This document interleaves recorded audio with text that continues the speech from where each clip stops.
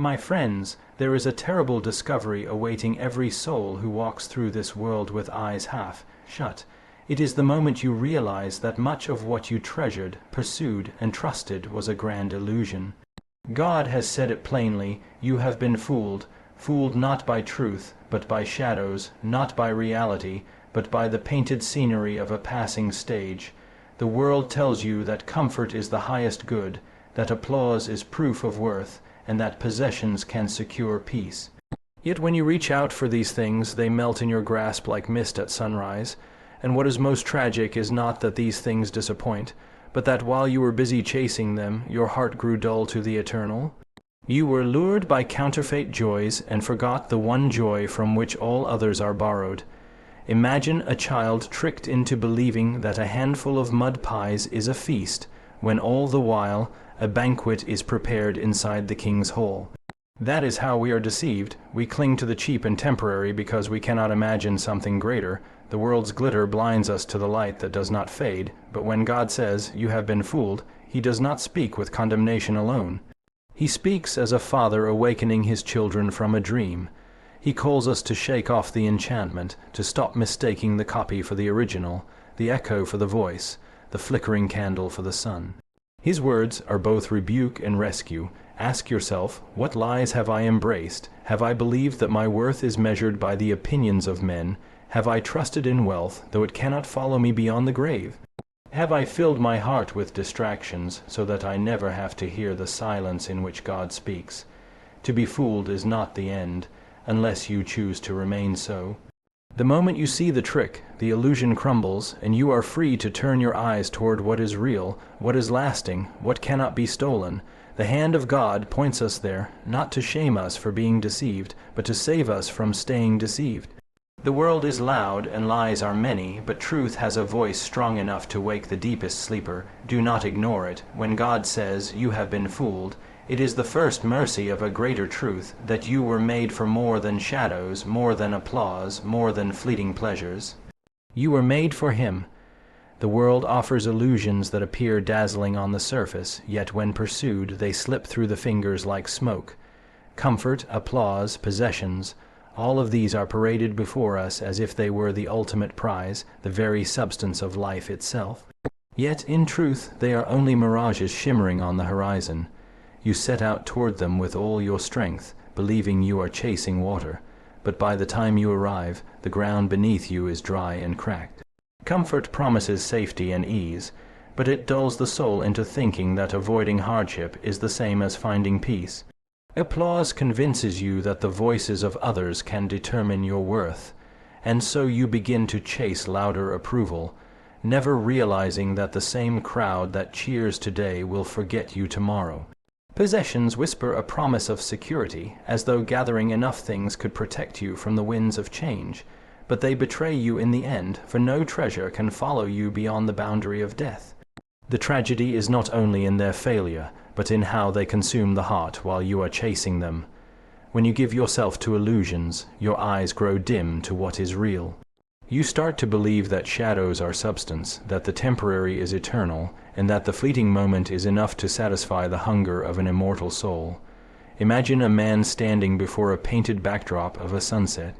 At first glance, it is beautiful and colorful, but if he confuses it for the real horizon, he will never turn his eyes to see the living sky where the sun actually sets in brilliance.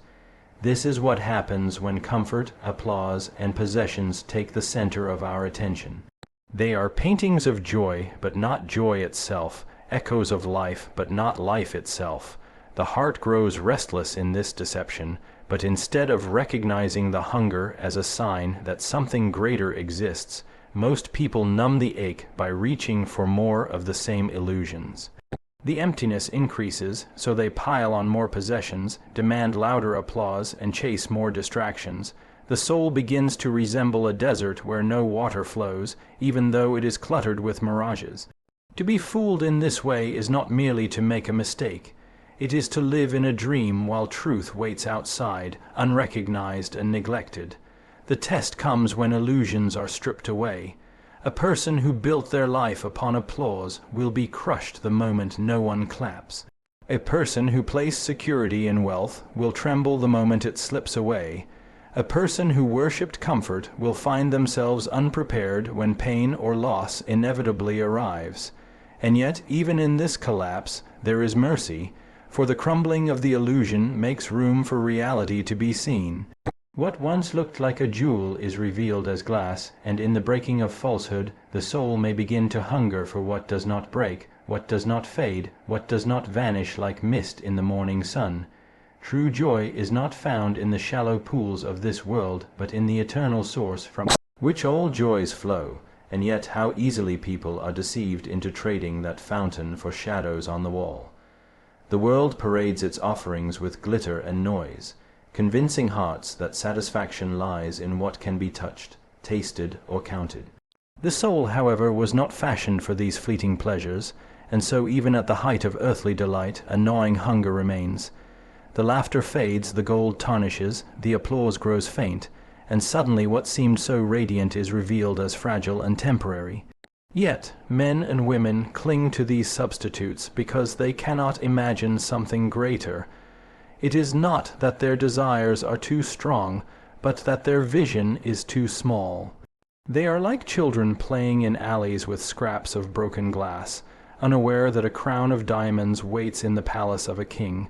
The tragedy lies in the exchange itself. When you settle for shadows, you begin to mistake them for substance. A shadow can resemble the shape of reality, but it holds no life, no warmth, no color. The eternal joy of God is like the blazing sun, and every earthly pleasure is merely a dim reflection of its rays. Yet countless souls spend their lives chasing after these pale imitations, believing they have found the source. They feed on echoes and are surprised when the hunger only deepens. The world teaches them to quiet the longing by reaching for more, to pile shadow upon shadow until the weight crushes the very spirit within. In this deception, people begin to mold their entire identity around what cannot endure. They measure themselves by possessions that decay, by titles that lose meaning, by relationships that cannot satisfy the eternal thirst of the heart. They drink from wells that run dry and wonder why they are still thirsty. The truth is that every longing points beyond itself. Every fleeting happiness hints at a deeper reality.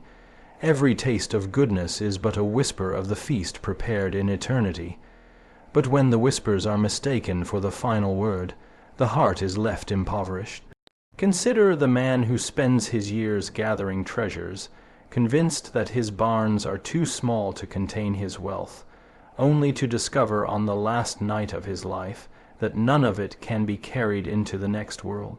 Or the woman who lives for the praise of others, crafting her image with painstaking care, only to find that the applause fades when the lights dim and she is left alone with the silence. Both were deceived into believing that shadows could bear the weight of eternity. Both gave their lives to what could never hold them. This exchange is the great tragedy of humanity, that infinite souls have been content with the finite, that immortal creatures have given themselves to perishable things, and that in doing so they have dimmed their eyes to the eternal joy that was always calling them home. When God declares that you have been fooled, the words are not thunder meant only to frighten, but light breaking into a darkened room. The voice of truth is sharp, yet it is also merciful, for only when the spell is broken can the soul awake from its dream. To be told you have been fooled is painful, because it means admitting that what you trusted, what you valued, and what you poured your years into may not have been real. Yet the pain is the doorway to freedom. A man who is deceived can live his whole life inside a lie, but the moment he is confronted with the truth, he has the chance to walk out of it. God's words cut, but they cut like the surgeon's knife, not like the executioner's blade. They wound only to heal. The world offers enchantments that are easy to believe because they flatter the heart. They tell you that you are at the center, that your comfort is the highest good, that your choices define ultimate meaning. These lies are easy because they let you remain unchallenged. To awaken from them requires courage, for it means surrendering the illusion that you are the master of your own destiny. When God says, "You have been fooled," He is calling you to see beyond the mask, to recognize that the things you thought unshakable are built on sand. This recognition can feel like loss, but in truth it is gain, because only the collapse of falsehood makes room for reality. Think of a child clutching a toy crown, convinced he is a king. To strip the crown away feels cruel, but it is only then that he can be shown the true kingdom prepared for him. So it is with the illusions we wear like armor. They protect us from the truth only long enough to keep us blind. When God unmasks them, he is not humiliating us, but rescuing us from a dream that would have ended in ruin. His words are not merely judgment, but invitation, a call to awaken and to live in the clarity of what is real. The rebuke strikes deep because it exposes how easily the human heart is deceived. No one wishes to think they have been a fool. Pride resists the idea, yet pride is precisely what makes the lie so effective. The moment we believe we cannot be deceived is the moment deception is most powerful. But when God's voice cuts through, the veil is lifted, and pride has no ground left to stand on. The soul is faced with a choice: cling to the illusion and call it truth, or let go and step into the light, even if it blinds at first. This moment of awakening is both terrifying and liberating. Terrifying because it means stepping away from all the false securities that once seemed enough. Liberating because it means you no longer have to live bound to lies. The words of God, stern as they may seem, are always an act of grace. To be told you have been fooled is the first sign that you are being invited into what is real, into what does not crumble, into what was waiting for you all along. Freedom begins in the moment when the heart finally admits that it has been chasing lies. So long as a person clings to the illusion, the chains remain invisible, and invisible chains are the hardest to break. To recognize deception is to see the iron links for what they are, to realize that what once looked like security was in truth a prison. This recognition is painful because it unmasks the comfortable delusions that made life seem easier. But only in facing the lies does the possibility of freedom emerge. A prisoner who believes he is free will never reach for the key. A soul convinced it is satisfied will never hunger for what is true. That is why the first step into freedom is not pleasant discovery, but shattering revelation. You have believed what cannot save you. Once this truth dawns, the soul stands at a crossroads. On one side is the familiar comfort of the illusion, with all its glitter and promises. On the other side is the unknown path of reality, which looks at first far less attractive. Shadows have a way of dressing themselves in splendor, while truth often arrives clothed in humility. To walk toward the real requires courage, because it demands abandoning the counterfeit. Yet with every step taken, the burden of deceit grows lighter, and the eyes adjust to a clearer vision. Freedom is not gained all at once, but in stages, as one lie after another is surrendered and replaced with what is eternal. The lies themselves are many, but they share a single thread. They offer immediate satisfaction while hiding their emptiness. Wealth whispers of permanence yet slips away. Pleasure shouts of fulfillment yet leaves the heart restless. Recognition promises worth yet fades as quickly as it comes. When a person begins to see these patterns for what they are, the world starts to lose its spell. The glitter dims, the applause grows hollow, and the possessions feel strangely small. It is in that disillusionment that the first taste of real freedom comes. For freedom is not only the absence of chains, but the awakening to what those chains truly were.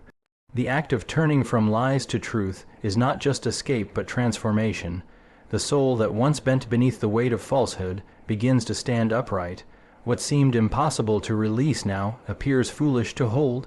The heart that once trembled at the thought of losing the world begins to realize the world was never enough. This new perspective does not erase struggle, but it changes the nature of it. Instead of fighting to keep the fragile together, the soul learns to rest in what cannot be shaken. Freedom is found not in clinging, but in letting go, not in gathering shadows, but in stepping into the light. Each moment of recognition is a step closer to reality. Each surrendered illusion is a chain broken. Each turning of the heart away from deceit and toward truth is a declaration that the soul was made for more. Freedom begins here, in the quiet courage to admit that the lies were never worthy of trust, and that what is real has been calling all along. We were not made for shadows or fleeting pleasures, but for the eternal presence of God, and until the soul understands this, it will remain restless, no matter how much of the world it gathers. The human heart carries within it a hunger that no wealth, no applause, no earthly relationship can fully satisfy. This hunger is not a flaw, but a signpost pointing beyond the boundaries of time and matter. To ignore it is to live half awake, feeding on substitutes that dull the ache but never cure it. Every joy on earth, however sweet, is but a fragment, a reflection of a greater reality. The music that stirs you, the beauty that captures you, the love that comforts you, all are hints, faint echoes of the eternal source from which they spring.